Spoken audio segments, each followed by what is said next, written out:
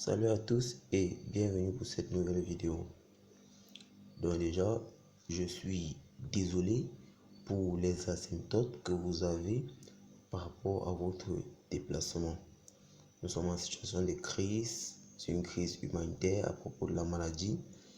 Et donc tout ce que nous pouvons faire pour reprendre très vite nos activités, c'est de respecter les règles prescrites par nos différents gouvernements. Déjà, j'ai promis des vidéos pour assister les élèves à leurs différents examens. Et donc, je suis conscient du fait que je n'ai pas respecté les délais que j'avais indiqués. Mais c'est pas grave, lançons-nous. Donc, tout ira mieux. Cette maladie finira vite si nous respectons les règles du gouvernement et que nous demandons également au bon Dieu de nous aider. Et donc aujourd'hui j'ai décidé de faire une vidéo de physique. Je vous ai dit, je me réfère au livre classique africain. Déjà mon nom c'est Yves Waké, je suis étudiant en L2E en filière physique. Donc je ne vais pas m'attarder sur des notions déjà vues. Je suppose que tous les établissements sont au moins au deuxième semestre. Et donc, je pars directement avec le thème du livre, les systèmes océans. Et donc, je pars avec le chapitre 5, généralité sur les systèmes océans. C'est un peu long dans le livre, c'est un peu très détaillé. Je vais le faire de façon globale. Et donc, si quelqu'un ne comprend pas une notion, il pourra venir dans mon IB que je lui explique. Donc, j'ai sorti un plan par moi-même. Donc, voici le plan que je vais vous expliquer. Et j'ai mis, après tout cela, un exercice d'application que je n'ai pas indiqué sur ce plan. Donc, déjà, la définition et l'exemple d'oscillateur, les caractéristiques d'un système océan, la stroboscopie. La stroboscopie, c'est l'une des parties les plus intéressantes de cette partie. Donc, de ce chapitre, en fait, je vais définir, expliquer et faire l'étude du mouvement du disque. C'est surtout ça en stroboscopie. Donc, déjà, les définitions et l'exemple d'oscillateur. Avant d'aborder la notion d'oscillateur, il faudrait commencer avec le phénomène périodique. C'est quoi le phénomène périodique? Un phénomène est dit périodique lorsqu'il se reproduit de façon identique à lui-même après un temps donné, c'est-à-dire un temps précis en fait, c'est le même temps. Donc, l'exemple de phénomène périodique, on aura par exemple le mouvement des aiguilles d'une horloge et celui d'un pendule.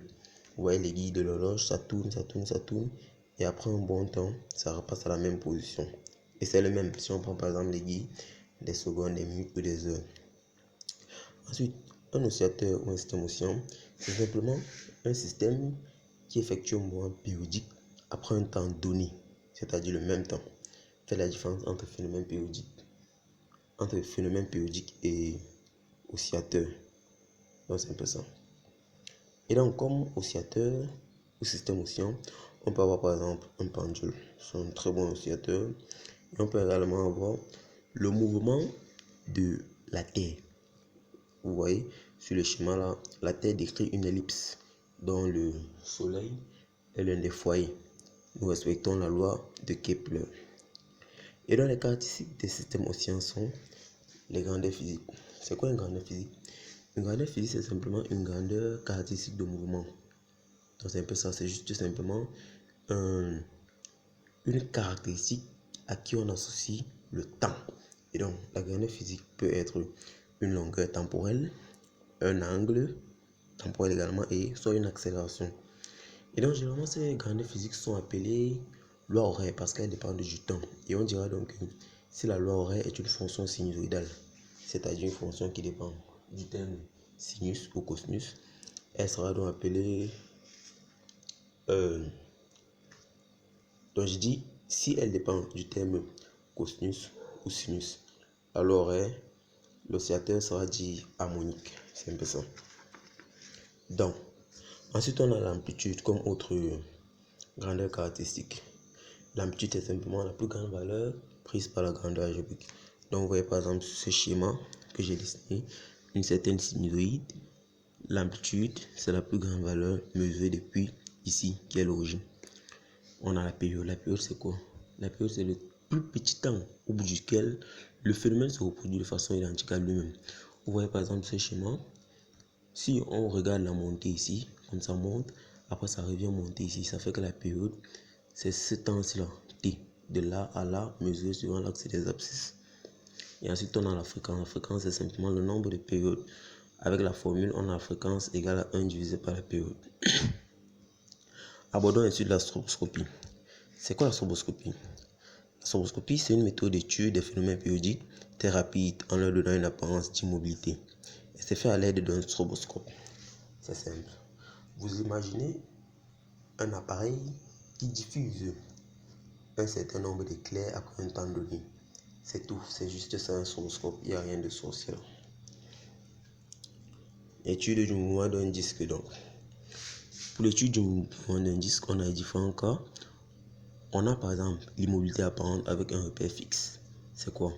C'est qu'on décide d'inscrire sur un disque de couleur uniforme une autre couleur de telle en sorte qu'on ait la superposition de deux couleurs et avec dans cette nouvelle couleur on crée juste un rayon. Donc si on fait roter pour certaines valeurs de la rotation du disque par rapport à la rotation des éclairs, on peut observer différentes immobilités. L'immobilité peut être apparente avec un seul repère. Donc si on a peint juste une fois un repère, ça va faire qu'on va trouver une rayure. L'immobilité peut être apparente avec plusieurs fois le repère. Et dans les formules sont indiquées. Dans le cas où la période des éclairs est égale à un K entier naturel multiplié par la période du phénomène périodique, alors on parlera d'immobilité apparente avec un repère fixe. Dans le cas où la période des éclairs sera égale à la période du phénomène périodique divisé par K, on parlera d'immobilité apparente avec plusieurs fois le repère fixe. Sachez différencier le phénomène périodique. Donc, dans tout exercice, il faut toujours se poser la question de savoir quel est le phénomène périodique avant de travailler. Donc, c'est un peu ça. Dans le cas où on a par exemple une période des éclairs sensiblement égale à un coefficient K multiplié par la période du phénomène périodique, et avec cette période des éclairs inférieure à K fois T, c'est-à-dire légèrement inférieure, on parlera de mouvement dans le sens rétrograde. Ça veut dire quoi? Si par exemple le sens de rotation, par exemple de notre ventilateur est celui-ci, et qu'on constate ce calcul-ci, donc cette évidence-ci, alors on aura l'impression que le ventilateur vient dans ce sens. Donc c'est un peu ça. Ici c'est pour le mouvement dans le sens direct. C'est le même principe, juste essayer de changer la conception des choses. Donc, ne restons pas là. Allons-y donc avec la fréquence apparente. La fréquence apparente, étant donné que la fréquence est un nombre de... Par exemple, si on fait la rotation du disque, la fréquence ici sera le nombre de tours qu'on aura l'impression de voir un disque tourner. Ce qui fait que la fréquence apparente sera simplement le nombre de tours exactement qu'on a l'impression de voir. C'est impressionnant. Donc, généralement, on a la formule fréquence apparente égale à fréquence du phénomène périodiquement K fois la fréquence des éclairs. Et donc, si cette fréquence apparente est positive, le mouvement est dans le sens direct. Si elle est négative, le mouvement est dans le sens rétrograde. Et donc, voici une de ces applications que j'ai pris dans le livre indiqué classique africain. C'est l'exercice 19 de la page 129. Donc, que dit cet exercice? Page 129. Page 129.